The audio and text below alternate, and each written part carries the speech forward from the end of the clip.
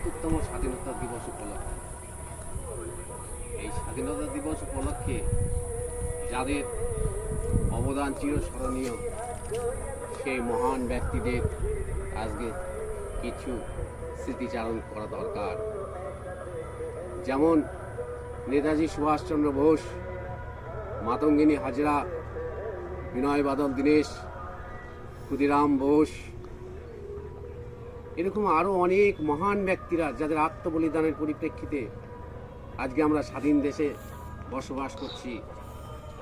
এই স্বাধীন দেশ, এই কথাটা এটা আমরা খুব গর্বের সঙ্গে বলি যে আমরা স্বাধীন দেশের নাগরিক, এবং আমরা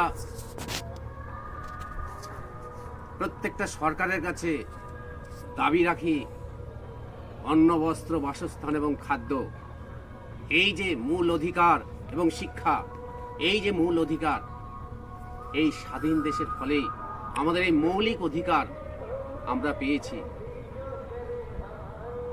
যাই হোক, আজকে তাদের এই আত্মবলিদান, এই আত্মবলিদানের যে আমরা ভারতবাসী হিসাবে তাদের কাছে ঋণী, এই ঋণ আমরা কোনোদিনই পরিশোধ করতে পারবো না।